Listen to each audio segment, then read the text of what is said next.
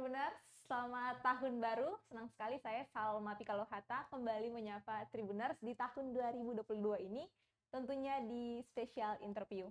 Tribuners, seperti biasa, saat ini kita sedang menyiarkan secara langsung di Facebook dan YouTube tribunambon.com. Nah, Tribuners, seperti yang kita tahu sama di akhir tahun kemarin hingga awal tahun ini, tahun 2022, ada banyak sekali kasus yang muncul ke publik dan juga sangat menarik perhatian kita. Mulai dari kasus video mesum selebgram Ambon, kemudian ada penembakan warga Tamilow, hingga baru-baru ini terkuaknya pungli pembuatan SIM di Polresta Pulau Ambon dan Pulau-Pulau Lease. Dari kasus-kasus yang saya sebutkan tadi, masih ada banyak lagi kasus lainnya yang hingga saat ini masih diproses, ada yang sudah naik ke tahap penyidikan, ada juga yang kita tidak lagi mendengar kabarnya sama sekali. Nah, di special interview, apa kabar kasus yang ditangani polisi hari ini? Kita akan bahas satu persatu bersama dengan Kabid Humas Polda Maluku, Pak Rum Ohoirat, yang tentunya sudah bersama saya di studio tribunambon.com hari ini. Selamat sore, Pak. Selamat sore, Assalamualaikum warahmatullahi wabarakatuh. Shalom bagi Tribuners dimanapun berada. Oke, selamat tahun baru ya, Pak. Ya, saya juga pada kesempatan ini mengucapkan selamat tahun baru kepada seluruh Tribuners dimanapun berada, dan juga mengucapkan selamat merayakan Natal, walaupun sudah terlambat namun masih dalam suasananya, kepada saudara masyarakat Kristen dimanapun berada. Semoga di tahun 2022 ini kita semua berada dalam suasana aman, damai, tentram, dan tentunya sejahtera bagi kita semua.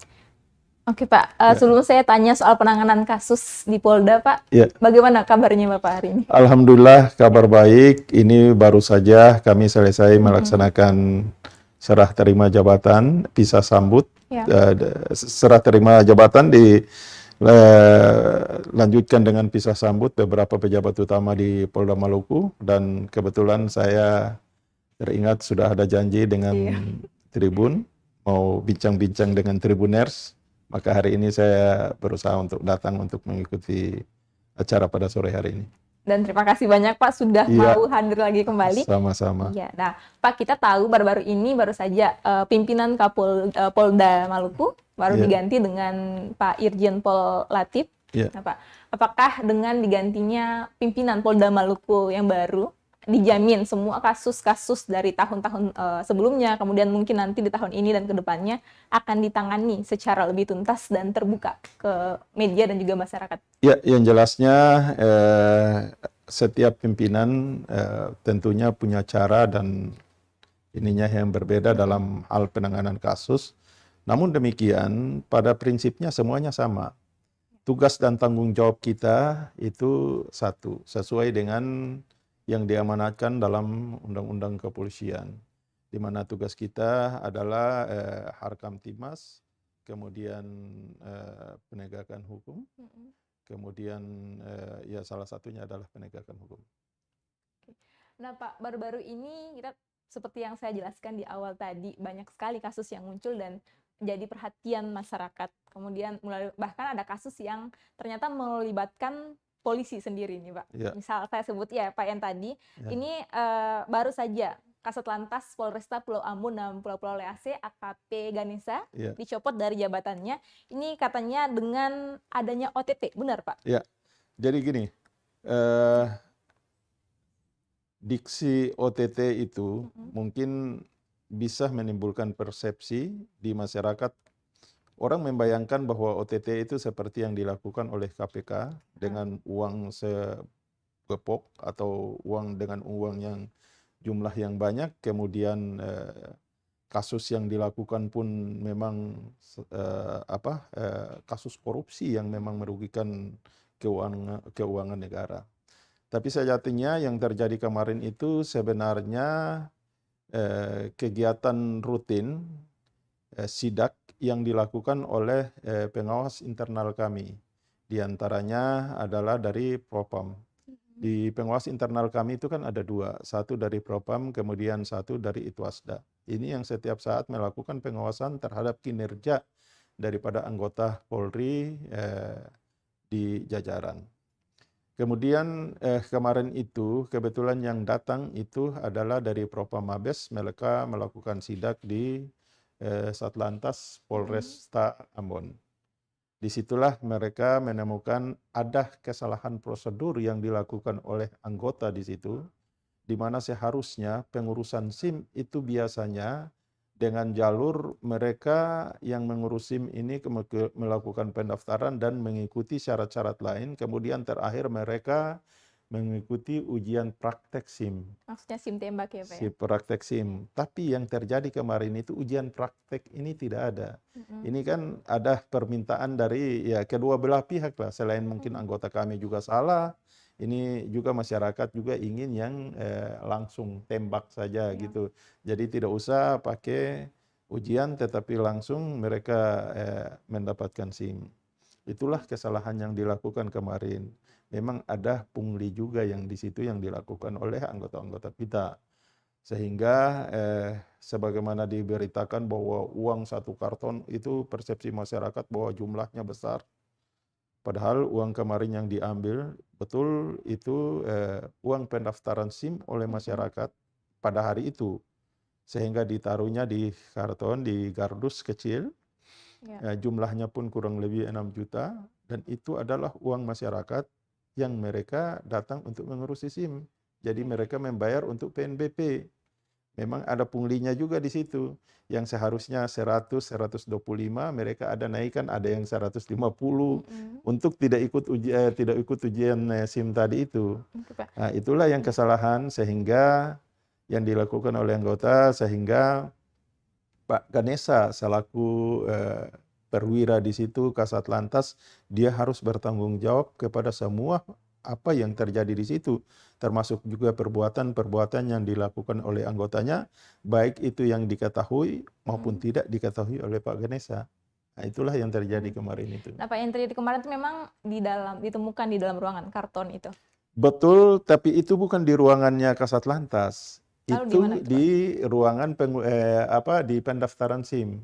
Ketika orang datang mendaftar untuk melakukan mengurus SIM, maka di situ ada pembayaran sejumlah Rp100.000 untuk SIM C. Nah, disitulah mereka ingin agar tidak melakukan ujian, tapi langsung tembak saja. Istilahnya di sini SIM tembak, sehingga ada yang mereka kasih 125, ada yang mereka kasih 150. Tapi itu merupakan suatu perbuatan yang dilarang. Sehingga kepada anggota-anggota kami ini ada 7 orang dari Polresta yang tadinya mereka di bagian pengurusan SIM diberhentikan semua, dan untuk sementara mereka berada di fungsi-fungsi pembinaan. Dan kasusnya pun saat ini diproses oleh Propam Polda.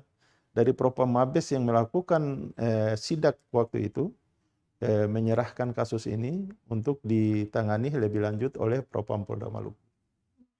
Nah Pak, nanti apakah hanya sanksi di institusi Polri saja? Apakah tidak ada sanksi pidana yang akan diberikan kepada AKP Ganesha dan juga 7 anggota lainnya? Sementara masih berproses, tapi yang jelasnya di Polri sendiri itu sudah pasti mereka dikenakan.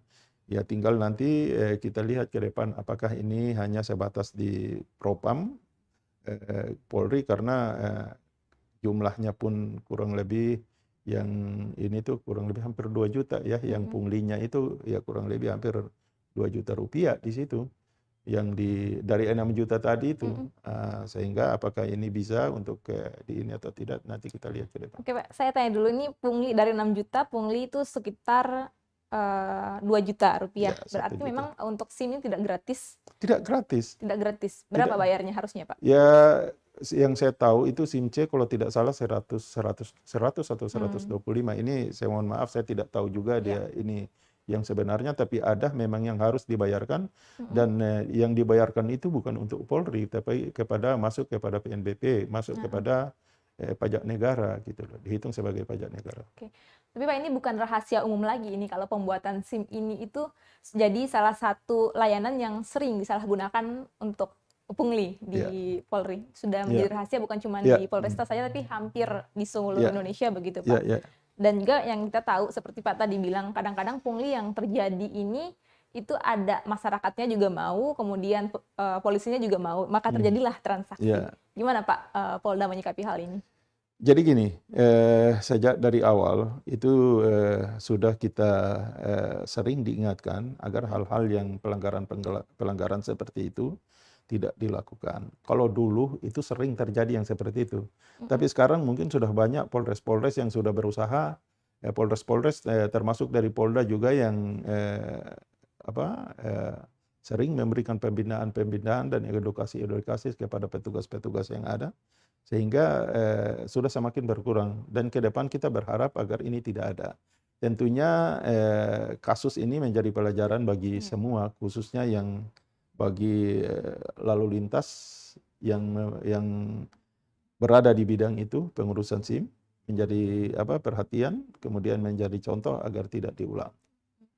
Apakah dengan temuan kasus ini berarti Polda akan menelusuri dugaan pungli lagi di polres-polres Ya yang sudah lain? pasti setiap saat bukan hanya dengan adanya kasus ini baru kita menelusuri, tidak. Tapi sebenarnya itu dari dulu setiap 3 bulan sekali itu pengawas internal kita terutama dari dari Itwasda itu turun ke lapangan dan melakukan pemeriksaan khususnya di bagian pelayanan-pelayanan publik. Nah, inilah yang baru kita temukan kemarin itu. Tapi yang jelas ini pasti akan ditindak dan ke depan sudah dijamin tidak akan ada lagi. Dijamin, ini dijamin karena saya dengar sendiri perintah pimpinan, perintah Pak Kapolda, sekecil apapun pelanggaran yang dilakukan oleh anggota itu harus ditindak sehingga menjadi pembelajaran dan menjadi contoh bagi anggota-anggota yang lain. Nah, tidak hanya kepada mereka melakukan pelanggaran, tapi bagi anggota yang telah bekerja dengan baik, mereka juga diberikan reward. Baik itu berupa piagam maupun ada yang memang dipromosikan untuk ikut sekolah gitu, langsung ikut sekolah pembinaan jenjang karier gitu. Nah Pak, ini tadi Pak bilang kalau misalnya ada anggota lagi yang berbuat salah sekecil apapun pasti akan diproses. Nah Pak, ini juga ada beberapa kasus yang melibatkan anggota. Saya contoh misalnya kemarin di Tamilo, ini antara Polres Malteng, masih di bawah Polda Maluku Pak. Itu ada mama-mama kita ditembak. Ini saya juga karena masih bingung, saya sendiri yang menulis karena ada 2 versi yang kita tahu. Tapi yang jelas mama kita juga ditembak oleh oknum. Saya belum tahu ya kejelasannya gimana. Tapi Pak, ini sudah jalan hampir 2 bulan kira-kira. Bagaimana Pak kejelasan kasus ini? Banyak orang, banyak masyarakat yang bertanya-tanya, di mana keadilan bagi mama kita? Jadi gini, orang itu berpersepsi bahwa mama-mama kita ini duduk di dalam rumah, kemudian polisi masuk dan melakukan penembakan terhadap mereka. Ini kan pasti persepsi masyarakat begitu. Tapi coba kita lihat fakta yang terjadi di lapangan. Kasus ini kan bermula dari kasus sebelumnya itu terjadi, ada 2 kasus pidana. Pengrusakan terhadap tanaman orang, korbannya adalah SEPA, diduga pelakunya adalah Tamilo. Oknum ya, ini yang saya sebut di sini oknum. Kemudian ada kasus yang satu juga, di situ adalah kasus penganiayaan yang mengakibatkan meninggalnya orang. Diduga pelakunya oknum berasal dari SEPA, kemudian korbannya adalah oknum berasal dari Desa Tamilo. Ya kan? Kemudian juga ada satu juga di situ, adalah kasus pembakaran kantor desa Tamilo. Pelaku dan korbannya adalah berasal dari Tamilo sendiri. Kemudian dalam perkembangannya, kedua desa, tokoh-tokoh adat dan masyarakat kedua desa sepakat kasusnya ini diserahkan kepada aparat kepolisian untuk menindaklanjuti. Ini kemudian di satu sisi, yang kasus kasus penganiayaan yang mengakibatkan orang yang pelakunya adalah dari desa Sepa, kemudian korbannya adalah dari Tamilo. Warga Sepa ini secara sukarela datang, mereka mengantar ini saksi siapapun yang dibutuhkan oleh polisi, mereka antar. Bahkan mereka menunjuk sendiri, ini loh tersangka yang melakukan pembunuhan. Ini berbanding terbalik yang terjadi dengan apa yang dilakukan oleh saudara kita yang ada di Tamilo. Sudah dilakukan pemanggilan berulang-ulang, sudah dilakukan pendekatan dengan masyarakat, tokoh agama, tokoh pemuda, dan lain sebagainya. Bahkan sebelumnya juga anggota-anggota yang berasal dari desa Temilo maupun anggota-anggota yang berasal dari desa yang punya hubungan kekerabatan dengan Temilo, seperti ada punya hubungan Pelagandong dengan Temilo, itu turun ke desa Temilo untuk memberikan pembinaan agar masyarakat itu patuh hukum dan ketika dipanggil datang. Namun sampai dengan beberapa kali dilakukan pemanggilan mereka tidak datang. Sehingga ya di situ wibawa hukum harus ditegakkan. Negara tidak boleh kalah dari siapapun. Turunlah aparat kita turun ke bawah untuk melakukan penangkapan. Karena panggil sudah tidak bisa, aturan hukumnya adalah dijemput secara paksa. Ketika mereka melakukan penjemputan secara paksa di lapangan, terjadilah penghadangan. Oke Pak, saya potong. Artinya berarti Bapak tidak membantah kalau memang polisi lah yang menembak warga di sana? Iya, kalau ada korban di situ ya tentunya kan ini kan ada di situ yang melepaskan tembakan dengan menggunakan peluru karet, ada kan yang juga menggunakan gas air mata, sehingga bisa saja terjadi disebabkan oleh peluru yang berasal dari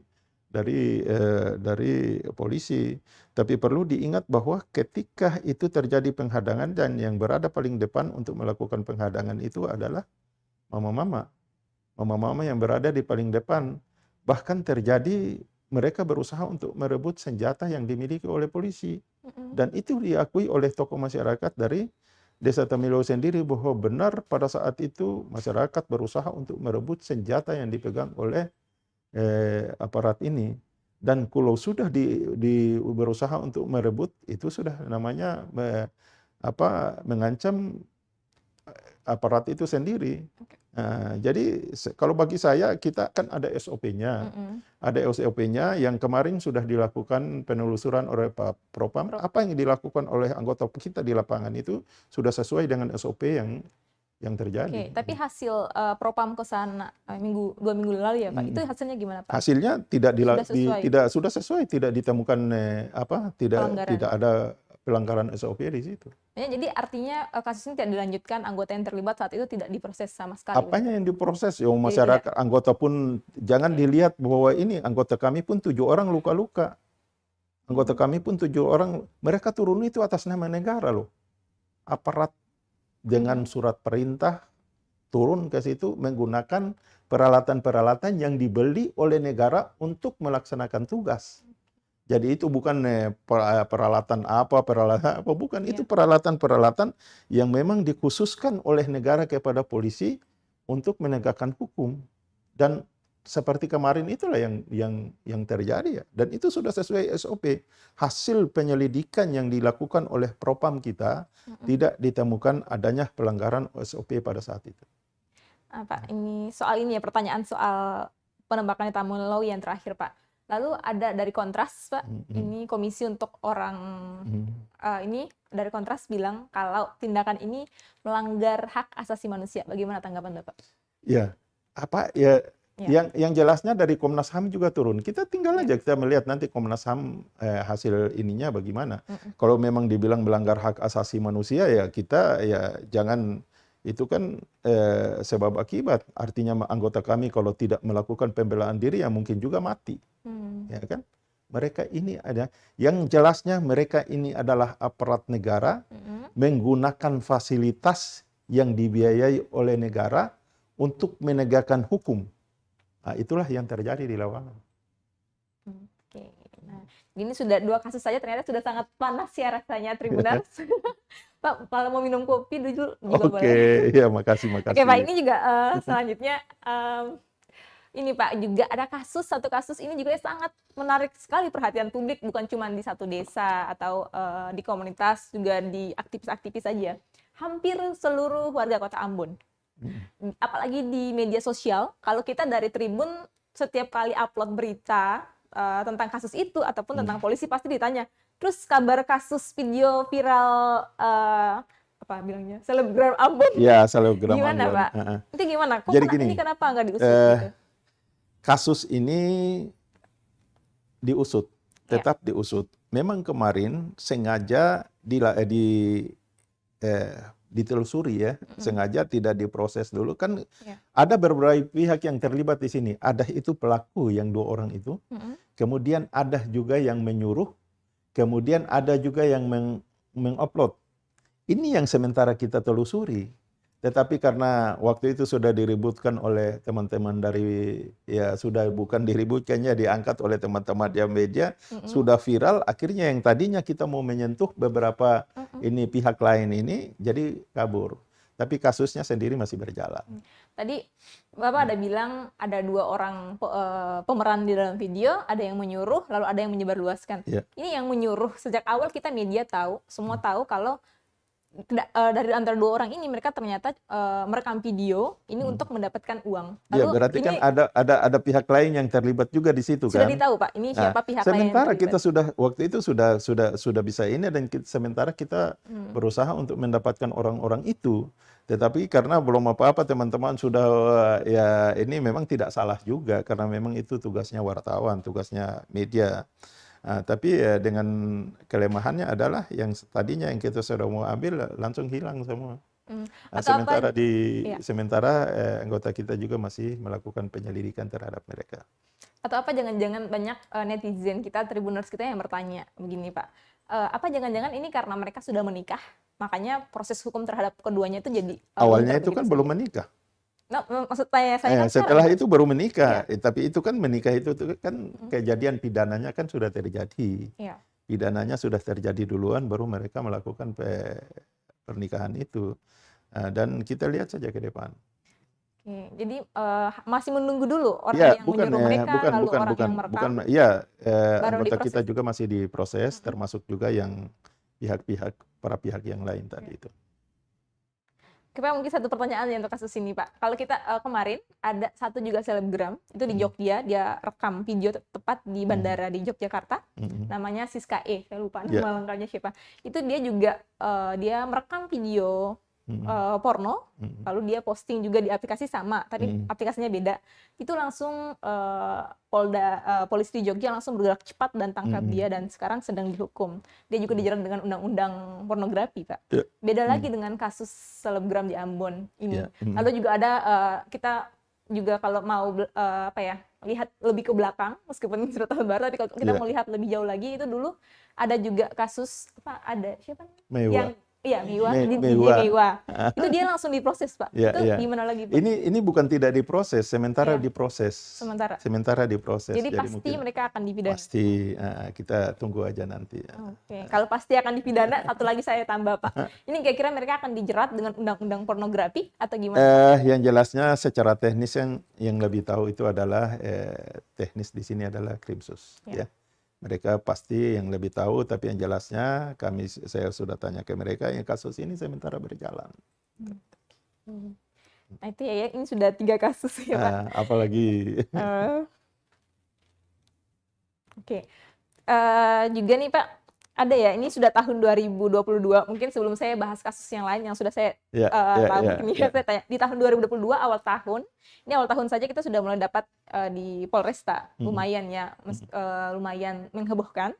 Di tahun 2022 awal tahun ini ada kasus baru apa lagi Pak yang ditangani Polda? Sebenarnya bukan kasus baru ya, kasus-kasus yang jelasnya kasus-kasus yang sudah dilaporkan sebelumnya, sudah pasti ini merupakan hutang dan tanggung jawab yang harus dilunasi. Nah, itulah yang sementara dikerjakan. Memang kemarin ada juga sempat viral, banyak teman-teman wartawan juga bertanya kepada kami terkait dengan kasus pencemaran nama baik yang dilaporkan oleh salah satu anggota DPRD di Kabupaten Buru. Pelapornya adalah anggota DPRD. Anggota DPR, inisialnya adalah AD. AT ya, AD Tukuboya. Kemudian terlapornya adalah Bupati Buru. Ini kemarin kasusnya itu memang sebelumnya ditangani oleh Polres Buru.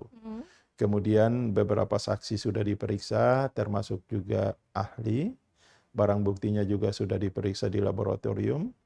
Kemudian karena terkait dengan kepala daerah, ya, sehingga diserahkan ke satuan tingkat atas untuk menangani. Sehingga dari Polres Pulau Buru Mm-mm. menyerahkan kasusnya kepada Polda Maluku untuk menangani, dan kemarin sudah dilakukan pemeriksaan terhadap Bapak Bupati Buru selaku saksi. Nah, ini kita tunggu ke depan Ya. ini. Tapi Pak, ini dengar-dengar ini kan sudah dilaporkan dari 2021 Januari, lalu kok diserahkan ke Polda ini kapan, Pak? Pastinya saya tidak tahu ya, tapi yang jelasnya kemarin itu waktu pemanggilan dan pemeriksaan itu sudah ditangani oleh Polda, dan statusnya dari penyelidikan sudah naik meningkat jadi penyidikan. Berarti di situ sudah ditemukan bahwa kasus peristiwa yang terjadi itu merupakan suatu perbuatan pidana, sehingga ditingkatkan dari penyelidikan menjadi penyidikan. Oke. Ini memang kasus dugaan pencemaran nama baik Makian ya Pak ya? Oke. Nah Pak, ini ada yang bilang juga nih Pak, katanya ini kok bisa ini dari sudah di Pulau Buru selama setahun, lalu kemudian dipindahkan ke Polda Maluku. Apakah ini ada hubungannya dengan ada isu yang mengatakan kalau, iya bukan isu tapi memang sudah pasti Pak Ramli Umasugi mau mencalonkan diri sebagai gubernur. Jadi gini, nggak usahlah kita hubung-hubungkan model begitu. Kalau kita hubung-hubungkan model begitu ya bisa saja orang hubungkan dengan cuaca. Oh sekarang musim hujan, kebetulan di ini karena musim hujan yang bersangkutan. Jadi silahkan saja yang mau menghubungkan itu, menghubungkan dengan apa? Mau menghubungkan dengan cuaca juga boleh, menghubungkan dengan iklim juga boleh, menghubungkan dengan politik juga boleh. Ya silakan saja. Tapi yang jelasnya kita ini kan penegakan hukum. Yang ada juga yang merasa menjadi korban di situ. Kami ini dilema. Kalau tidak melakukan penegakan hukum, dibilang polisi tebang pilih. Begitu kita menegakkan hukum, lain lagi ceritanya. Oh itu pasti kaitannya dengan politika. Ini jadi ya memang itu sudah biasa kami mendapat sorotan-sorotan yang seperti begitu. Tapi yakinlah bahwa kasus ini adalah pelapor ada pelapor, ya kan?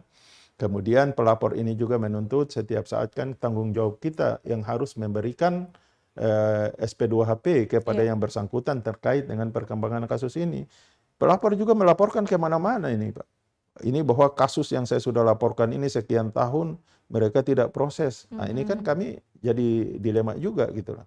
Nah, memang ada jeda waktu kurang lebih 1 tahun karena memang di situ ada saksi-saksi yang diperiksa, kemudian di situ juga ada ahli yang diperiksa, ada juga laboratorium forensik juga kita gunakan di situ. Tentunya sebagaimana kita ketahui bahwa kemarin kita sampai dengan saat ini kita kan masih berada dalam suasana COVID-19. Perjalanan juga kemarin ada yang di lockdown, sehingga ya itu semuanya ada terhambat dan baru kemarin kasusnya jalan. Tapi kalau di antara mereka kasus ini kan pencemaran nama baik, ya. Di antara mereka kalau mereka selesaikan secara baik-baik, terus kalau mereka datang ke kami, Pak, kami sudah menyelesaikan dan kami minta kasus ini tidak dilanjutkan, polisi pun tidak ada alasan untuk melanjutkan kasus ini, nah, ya kan? Jadi tidak ada hubungannya dengan politik-politikan gitu. Jadi intinya memang Polda Maluku, kepolisian, apapun yang terjadi, mau dia pimpinan, dia gubernur sekalipun, kalau ada kasusnya tetap. Ya, yang jelasnya kalau itu ada kan di situ ada pelapor. Ya, ada pelapor, sudah barang tentu tanggung jawab kami kepada pelapor untuk memberikan menyampaikan tentang progres penanganan kasus tersebut. Oleh karenanya siapapun yang ini ya kita kan pasti akan proses. Nah tadi ini sudah soal kasusnya pimpinan daerah ya Pak ini di Polda Maluku. Nah kalau bicara soal pimpinan daerah ini juga saya jadi terngiang-ngiang dengan kasus korupsi. Bukan saya tidak menjudge juga kalau memang hampir semua kasus korupsi dilakukan kepala daerah, tapi memang ada sebagian yang terlibat. Ini Pak, berdasarkan dengan kemarin sudah dikatakan kalau Polda Maluku sudah menangani kasus korupsi 15 kasus di tahun kemarin, dan ada yang belum selesai itu Pak. Memang ada dari 15 itu beberapa yang sudah selama tahun 2021 ya. Selama tahun 2021 ada beberapa kemarin yang ditangani, kalau tidak salah ada kurang lebih 15 kasus. Ada beberapa yang sudah P21 dan sudah disidangkan bahkan sudah diputus. Di antaranya adalah kasus Budi Orno, Kemudian ada juga kasus sekda buruh. Iya, benar. Sekda buruh. Memang beberapa ada kasus itu yang sampai sekarang belum selesai. Kasus korupsi itu tidak hanya terkait dengan yang dilakukan oleh polisi, tapi juga ada keterlibatan instansi-instansi lain yang juga berperan di dalam menyelesaikan kasus itu. Contohnya adalah perhitungan kerugian negara. Kasus-kasus ini yang sebagian tadi itu, kasus perhitungan kerugian negaranya belum turun, belum ini. Sehingga kami menunggu. Tapi yang sering disoroti adalah polisi kok tangani lama, polisi kok ini nama. Padahal yang salah satu ini yang lama juga itu ada di perhitungan kerugian negara. Karena memang kami tahu juga kesibukan mereka, jumlah personil di BPKP itu juga sedikit, kemudian yang ditangani oleh mereka itu juga banyak, sehingga kami juga bisa memaklumi itu. Tapi masyarakat yang sering menjadi sorotan kan, oh polisi pasti sudah ini nih. Saya kasih contoh saja. Iya, Pak. Dulu kan sering menjadi sorotan, wah polisi pasti sudah diamkan kasus sekda buruh. Nah, polisi pasti sudah mendiamkan kasus Odi Orno karena terkait dengan adik gubernur lah, terkait dengan pejabat. Nah, faktanya kan sekarang sudah sidang. Sehingga yang lain-lain itu masyarakat tunggu aja gitu loh. Insya Allah ya kalau sudah naik sidik ya pasti akan kami selesaikan. Sampaikan begitu juga ke masyarakat. Oke, nah Pak, tadi sebenarnya saya mau tanya sih Pak, tapi mungkin nanti ya karena waktu kita ternyata sudah 30 menit nih Pak. Sudah 30 menit. Iya, oke. Nah Pak, ini terakhir ya, mungkin pertanyaan saya yang terakhir ini, 2022, tahun baru. Iya. Apa harapannya Bapak, apa harapannya Polda, maaf, lalu bagaimana Polda ke depannya? Oke, yang jelasnya saya berharap kepada masyarakat Maluku, dimanapun berada, dan khususnya dan umumnya masyarakat Indonesia ya, orang Maluku ini hidup dalam suasana yang sudah sangat damai. Beberapa waktu yang lalu orang sudah ada kasus besar yang cukup membuat orang bersaudara hidup bersaudara di Maluku sini terganggu dan boleh dibilang bahwa tercerai-berai, tercabik-cabik lah. Ini tentu menjadi pelajaran bagi katong semua. Beta berharap bersaudara dorang semua, yang bikin baik Maluku ini adalah katong sendiri. Bukan orang luar yang datang bikin baik, tapi katorang sendiri yang harus bikin baik katorang punya daerah ini. Maju dan tidaknya katorang di Maluku sini sangat tergantung dari katorang orang Maluku. Oleh karenanya, beta berharap sekali lagi, beta berpesan kepada bersaudara dorang semua, katorang hidup dalam suasana aman, damai, seperti begini. Jangan katorang nodai lagi dengan hal-hal yang sebenarnya yang bisa ini katorang punya pikiran dan lain sebagainya ke depan. Sekali lagi, beta berharap kepada bersaudara masyarakat Maluku, mari katorang jaga katorang pun daerah ini. Yang bisa bikin Maluku ini bangkit, yang bisa bikin Maluku ini maju adalah katorang orang Maluku sendiri, bukan orang lain yang datang bikin baik. Terima kasih. Oke, makasih Pak. Nah, Tribuners, jadi itu tadi ya special interview. Apa kabar kasus yang ditangani polisi? Terima kasih Pak sudah menjawab pertanyaan-pertanyaan saya. Dan juga Tribuners ya, ini yang meresahkan hati Tribuners. Kita semua berharap kasus-kasus yang sudah ditangani Polda ini bisa segera dituntaskan, juga membawa keadilan bagi masyarakat, biar tidak ada lagi istilah-istilah pisau itu hanya tajam saja ke bawah lalu ke atasnya tumpul. Itu ya Pak ya. Oke, terima kasih. Selamat tahun baru Tribuners. Terima kasih, saya Salma Pikalohatta dan Pak Rum. Assalamualaikum warahmatullahi wabarakatuh. Shalom. Selamat sore dan amato. Terima kasih sudah nonton. Jangan lupa like, subscribe, dan share ya.